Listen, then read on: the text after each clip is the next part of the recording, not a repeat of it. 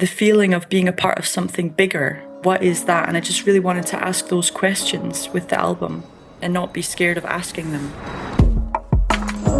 This is A Deeper Listen from listener-powered KEXP, the show where we talk with musicians about the thoughts and the experiences that shape their music. I'm Radhi Kapoor. The neoclassical songwriter Clarissa Connelly put out an album last year called World of Work. And it doesn't exactly deal with work in the way that you might think of it today in a 21st century American context. And also Ecstasy plays into this album as well, but again, perhaps not in the way that you're thinking. Isabel Khalili spoke with Clarissa Connelly about this album, the themes that she taps into, and how they're as timeless as the sound of the music itself. Over the past few years, Copenhagen, Denmark, has quietly become one of the most fertile music hubs in the world. It's fostered so many artists currently pushing the boundaries of pop, electronic, and experimental. Artists like Erika de Cassier, Smers, Emil Buch, and Astrid Sonne.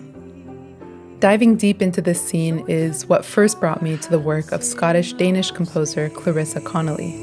And the way I talk to you is just another way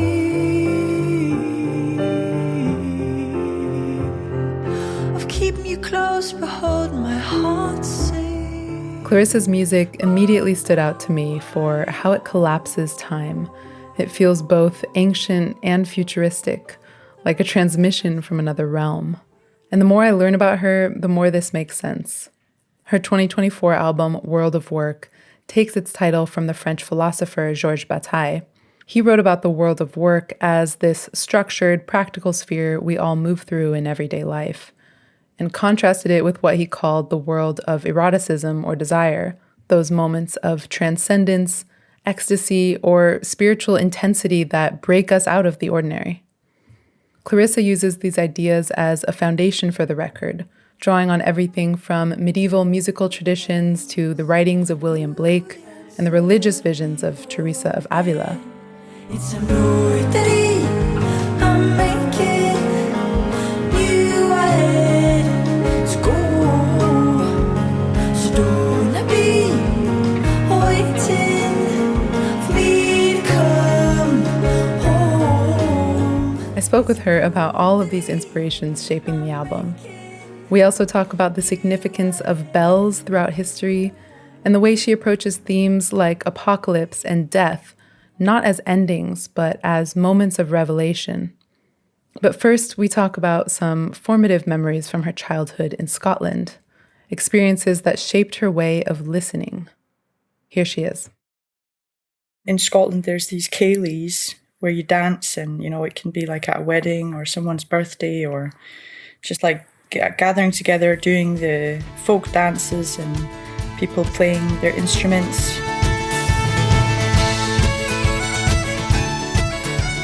And then that can go on for hours, and of course after the children are put to bed, and often we were just put to bed in the next, like in the closet, where all the coats were like thrown on a bed somewhere, or wherever, because all the grown-ups children just like sleeping together in a room before you get carried out to the car and drive home.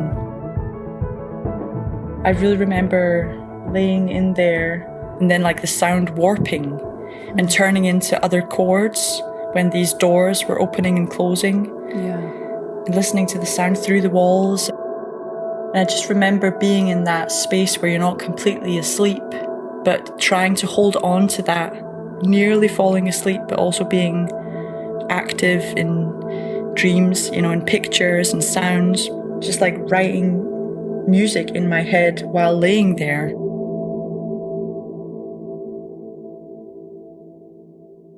I learned that the title World of Work comes from a concept from the French philosopher Georges Bataille. Yeah.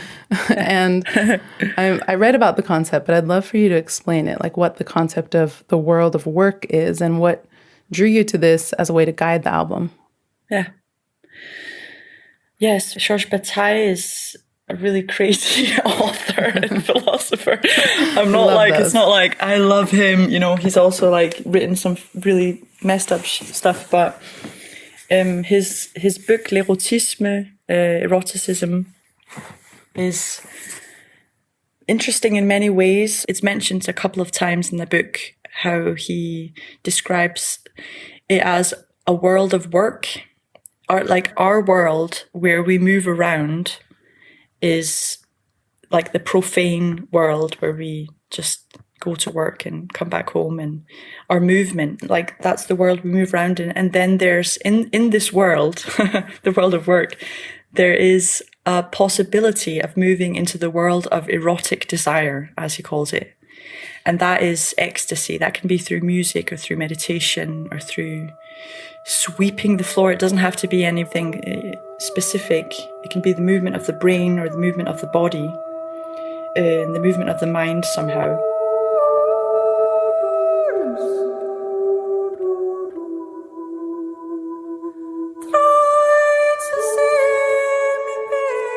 And that just linked really well with the way I was working at the time.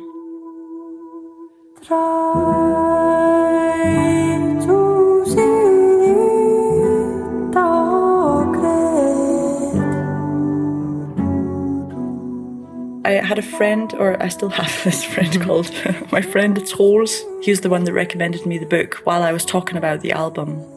And we were talking about whether when we feel ecstasy, or when ecstasy happens, when it's really moving, we can have, I think it's very human to have there's like a question mark there, whether is it my brain that is like, is it this just endorphins, or the feeling of being a part of something bigger?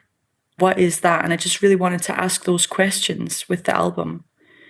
So for me, calling it World of Work gave me the freedom to really explore these big questions and not be scared of asking them.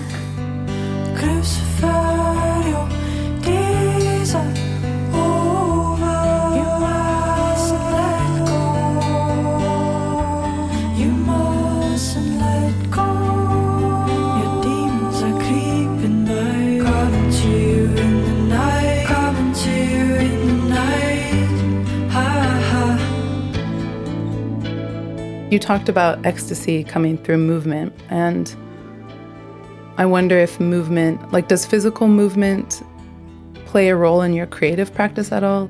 That's a really good question. Yeah, I think that's really important actually, because movement is a really big part of it when writing. That's also why I started playing the piano.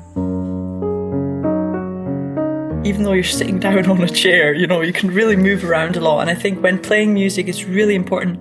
I just played a show last night with some of my friends. It was more like a jam. It's one of my friends that curates this, where we play like free together.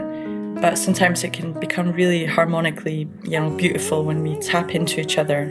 And we did that yesterday, and I was like, wow.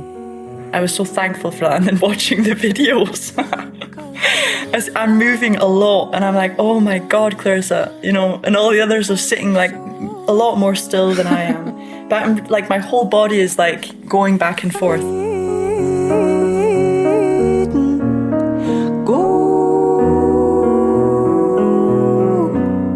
And giving your heart. I think movement, when I feel safe, I can move more, and that connects me definitely more to the music and more to go into the ecstasy. I guess it's hard to not have eyes on you when you're performing like on a stage, but but yeah, I really find that it helps that place of ecstasy and intuition and movement that's really genuine and authentic to how you feel. It makes it so much easier when you feel like you're not being perceived, unless you just achieve a state where you do not care about how you're perceived. Yeah, it can happen also on stage if you're really, really, really concentrated, that you forget that you're being perceived and people are looking at you. Right. And that's why, like, the more complicated it is, the stuff you have to play, I can like concentrate more. And that's why singing is also such a wonderful thing, because for me, it really, I have to concentrate, because you're like, if you're doing something with your hands and with your voice at the same time, I have to be present in that.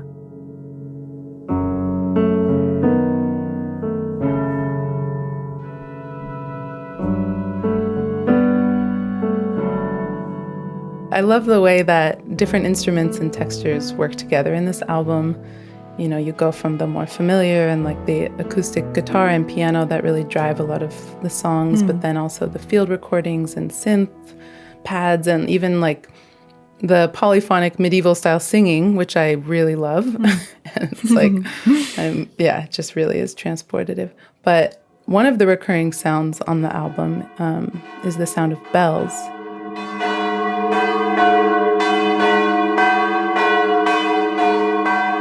It feels really significant, and I wondered if you could explain why you included bells and what kind of recordings you found and what's the significance. I've always been very interested in bells, and when I'm out somewhere exploring the landscape wherever I am, I always ask if I can go up and see the bell tower, because it's often something they want to show off. You know, if you're there out somewhere remote and there's no one around, and you meet someone working at the church or working in the graveyard, then you can be like, can I come in and see the bell? Which type of bell do you have? Do you know when it's from? And they're like, oh, this bell, I know. And then they, of course, know everything about the bell, you know. And then they're like, we stole this bell back in 1500 and it needs restoration soon because you can see it's like breaking up here, you know. It's like, then they have all these things to say. And then it's just, you know, a blast from the past, as you say. Literally. And there's not, you know, it's something I have a need to understand that the present is very, very, very big, and it doesn't have everything to do with little me. That gives me a lot of joy, and yeah, I just love connecting with something that's really, really, really old. It's like, that's why history is so important. You know, when someone knows a fact about, like, this tree is 400 years old or even older, then I'm like, 400 years. And then I go back and then I'm like, what did it look like around here 400 years ago? And then you'd be like, okay, then Copenhagen actually looked like this, and there wasn't probably any buildings out here at the time. You know, just like connecting with the past gives me a feeling of, yeah, I don't know, it gets me really high, or I'm like, wow, it's not so important. I just get pulled out of all my little nuances of my everyday life that's, you know, complicated in one way or the other, but it you know, I just feel like it doesn't really matter. And bells have always been a way of connecting to that. So it's like, it's an instrument that we use to tell us the time, and that we use for celebration, we use for warning. We ring the bells when there's like a big fire, and also just to tell the time. So they're a structure. It just occurred to me that they are our structure of society. And now we have our phone, you know, the bells are a bit more in the shadows, and we have our phones, and they've become, and our computers have become our structure of society.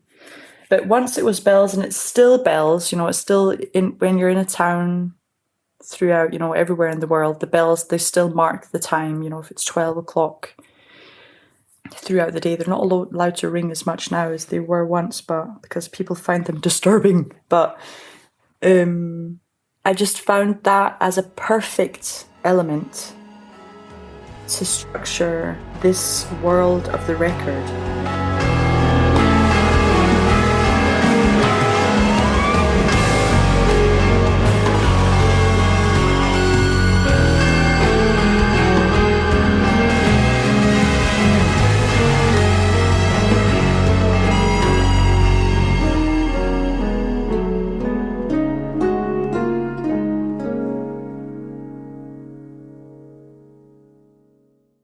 You said something there about different songs on the album being like attempts to convey different perspectives or different points in life. And I'm curious, like, if you can give some examples of that. Like, is there a song you can explain what perspective you're conveying from? So Tenderfoot, for instance. I didn't know you, oh honey, what a way to start, what a way to start this journey. I saw your face on an early winter's day. that's about not knowing. That's like the first steps you take. And there's like a grown-up or an older person, or it's like an older self really, tell a younger self that the world, it's like being new and unexperienced. There's also, another inspiration is William Blake's The Songs of Innocence and of Experience. So he wrote 2 books. First he wrote Songs of Innocence, and then he wrote Songs of Experience. Yeah. So I wanted to have the unexperienced and the experienced as these 2 points, and then having the curve of experience in life as a part of the record. Yeah. So Tenderfoot is someone experienced that knows how life can be really scary and hard, explaining the unexperienced or the innocence. You didn't see me, oh honey, it's a lonely road, it's a lonely road, and this early morning soul will carry sorrows to come. And then there's like a song of, I think SOS, Song of the Sword, is always the end point. That's like towards enlightenment. This is really crazy, explaining this stuff. Yeah, that's nearly like the angels, or those that know, those that have the bigger overview that are speaking. So it's both, the record is, I wanted to somehow have it from the dimension of the world of work, and the holy, or the world of ecstasy, like what words come from there, or which melodies come from there. Maybe it's easier to say, like, into this called loneliness. Yeah, it's very clear that that's like a discussion between the 2. Yeah, I had a question about like the repeated line, I don't know how I got here, and how it kind of sets a little bit of a mysterious and disorienting scene at the beginning of the album. I don't know how I got here, but I know that loneliness is here. Yeah, I guess could you speak to that a bit more? Yeah. So I think that's like the main point of view in life. If I have a moment where I can think big thoughts, or I can look up in the sky, then I'm like, I don't know how I got here, but I know that loneliness is here. Because it's like the world has a lot of beauty, but we know that loneliness is a big part of our existence as well. Yeah. So I think that was just like ground zero, the first question.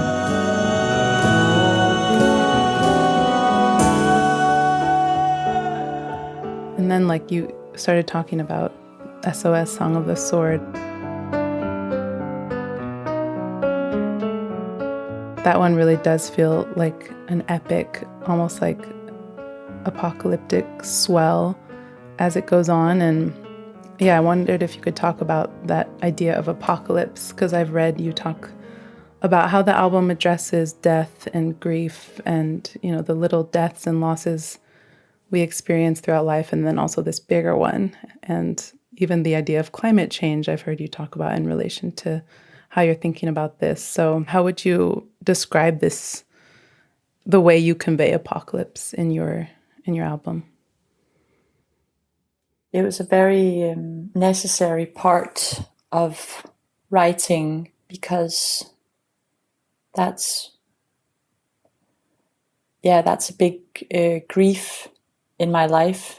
That of course that we're destroying the beauty around us. I think now it's more present as a humanitarian disaster for me, with the wars going on. And at the time, the loss of our diversity in nature, that was a big, I think that will probably always be a part of how I write.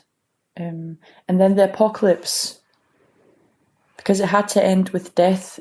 The record isn't one person who's like, then I was 16 and then I fell off, so it had to be a collective death somehow. Right. If that makes sense. Yeah, it does. But there's a lot of, I don't know, like a calmness to that, even the apocalypse, and in the way that you express it, I think. Oh, does he lie in the hidden field? I didn't know that it was hidden there. Oh, you swung the sword on the battlefield, like a sicker in the fruitful field to sow. She sang a song of death. I read you describe the apocalypse, or frame the apocalypse, as more of a revelation, opening us up to something new rather than just an ending. So does that still ring true? And like, how did you come to think of death and endings in this way as a revelation more? Yeah, it's always, when experiencing death, it's like, of course, something that many philosophers have written about, and also Bataille. But death as a transition, I think is very natural. And having, the small experiences of death in everyday life, when we change as human beings, or understand, whoa, I have to change to be able to, move on, or, also when I think being creative, or when in a writer's block, it's always about emotional stagnation, and that to be able to write and move, we have to let go. And those small deaths are a part of life, and being present. We have to let go all the time. And that's also linking it to Bataille, the world of erotic desire. If that's a full ecstasy, it's then it's death. If it's a full ecstasy, so it's a movement from this world, the world of work. If we accelerate even further, then we let go of our body, or the world of work. And I think that made really well sense. Yeah, I think I'm sort of understanding this a little more as you talk about it, like that pushing the limits of our body, or like makes us closer to the revelation of death, because that happens when you're completely released from the limits of the body, or something. Yeah. Something like that. Yeah, exactly. Yeah. Wow. It's interesting. We can access that, I guess, to an extent during our lives, but I guess you have to balance that too, with more everyday things. Yeah. What if death is false alarm?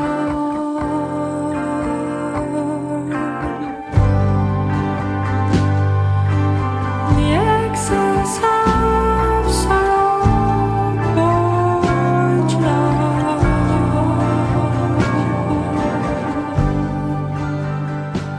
Something that I love about your music, and I find this about a lot of music that I'm drawn to these days, is that it feels very, ancient in a way, but also futuristic, or at least of the present. And do you think of your music as rooted in a specific time or place, or is it really about that reaching for something beyond time?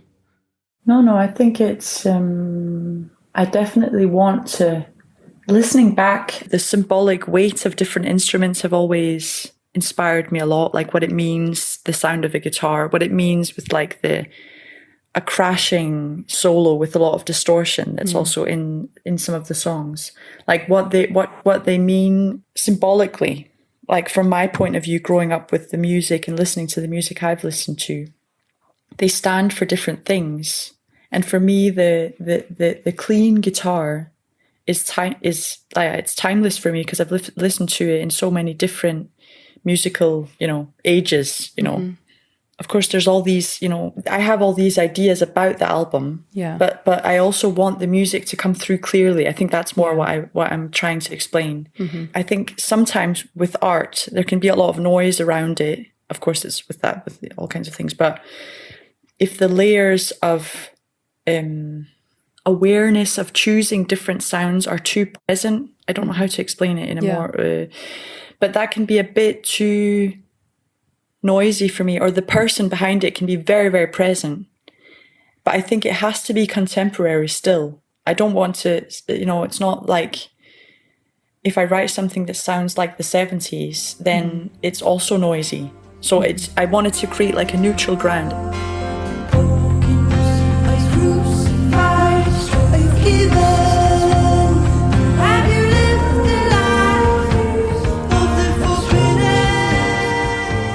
It comes through for me, definitely. You might have just answered this, but I guess like if you imagine someone listening to this in the future, like 100 years from now, what would you hope like would resonate, or how would you hope that they hear it? Whoa. Whoa. Well, as I always hope, whenever it's now or later, if it can create the same space and peace, and if it can somehow give just a brief moment of clarity, or wanting to let go, maybe like being brave, like that's definitely the emotion I think I try to formulate for myself.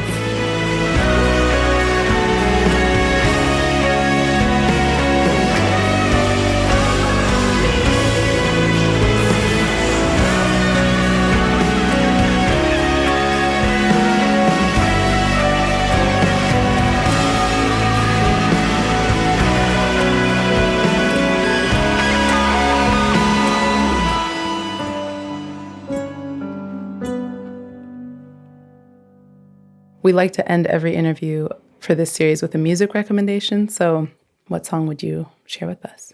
There's so much good music. I know. Especially in Denmark right now. I'm just like, what is going on over there? Yeah. My friends have just released a record. Smats have released a record that's really wonderful. And 1,000 Lies is harmonically and melodically just right down my alley. I think it's so beautifully written. The lyrics are just, they're very beautiful. 1,000 miles to get you over,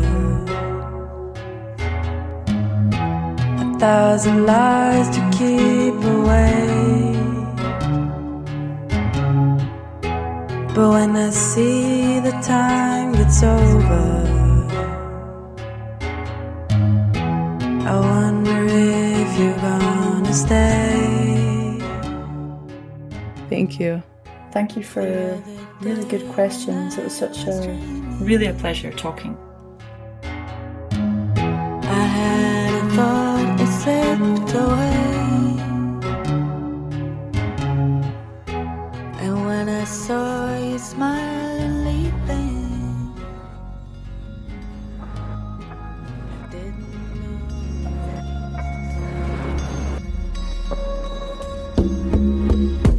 And that was A Deeper Listen. You know, it takes a world of work to put this podcast together. So if you like the sounds that we're putting out into your feed, leave us a review, or you could even subscribe to KEXP podcasts on YouTube. Don't forget to tell a friend about this show, and the best way you can help the show is by donating, becoming a KEXP amplifier. That would bring Ecstasy to us and to the thousands of people who depend on KEXP. Check out some of the thank you gifts that you could get in return for a monthly donation of just $10 a month. That's at kexp.org/deeper. Thank you to Isabel Khalili for producing this interview, Janice Headley for web design, and Matt Ogaz for audio mastering. I'm Roddy Nickpour, thanking you for taking a deeper listen. Take care.